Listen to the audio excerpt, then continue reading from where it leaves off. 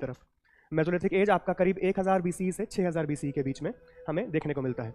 यहाँ पर भी हंटिंग गैदरिंग जो थी वो कंटिन्यू हुई, लेकिन एक पीरियड ऑफ एनिमल डोमेस्टिकेशन यानी कि पशुओं का अपने साथ डोमेस्टिकेट करना ये हमें देखने को मिला था मेसोलिथिक एज में पहली बार। उसके बाद invention of small and sharp tools like Bhoj and arrows, तीर धनुष का आविष्कार, फिशिंग टूल्स का आविष्कार हमें मेसोलिथिक एज में देखने को मिला था सबसे पहले।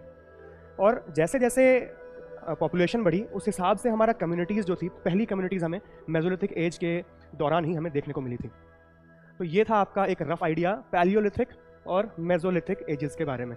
इसके बाद का जो हमारा टॉपिक है वो काफ़ी ज़्यादा इंपॉर्टेंट है, क्योंकि इसके बाद जो स्टार्ट हुआ था एग्रीकल्चरल रेवोल्यूशन। पहली बार एग्रीकल्चर का यूज़ हुआ था नियोलिथिक एज के अंदर, जो कि आपका देखा जाता है 6000 BCE से 2500 BCE के बीच। और इसमें सबसे इंपॉर्टेंट हमारी हड़प्पा सिविलाइजेशन और इंडस वैली सिविलाइजेशन इसके अंतर्गत आती है।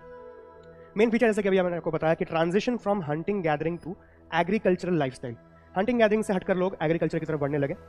Polished stone tools and use of pottery का यूज़ हमें पहली बार नियोलिथिक एज में देखने को मिला, और हड़प्पन पॉटरी जैसे कि आप सभी जानते हैं बहुत ही ज़्यादा फेमस है। उसके बाद organise societies with division of labour and social hierarchy. पहली बार हमें सोशल हायरार्कीज मतलब कि कौन किस दर्जे का काम कर रहा है वो हमें देखने को मिला था नियोलिथिक एज में। तो एक बेसिक आइडिया आपको लग चुका है कि ये सब क्या थे, हालांकि आपने पहले भी इनके बारे में पढ़ा होगा, लेकिन फिर भी एक बेसिक आइडिया होना हमेशा अच्छा रहता है। तो चलिए आगे बढ़ते हैं हम अपने सवालों की तरफ। तो पहला हमारा जो सवाल है वो ये है, in which period did modern humans यानी कि होमो सेपियंस, ये आपने बायो क्लास में जरूर पढ़ा होगा होमो सेपियंस वर्ड, जो सबसे पहले जो हमारे ह्यूमंस का एवोल्यूशन हुआ था तो उन्हें हम होमो सेपियंस कहते हैं, जो हमारे मॉडर्न ह्यूमंस हैं। तो in which period did modern humans exist and use rock shelters. पहली बार हमारे होमो सेपियंस ने रॉक शेल्टर्स का यूज कब किया था? ऑप्शन है a neolithic period, b lower palaeolithic period, c middle palaeolithic period, या फिर डी अपर पैलियोलिथिक पीरियड।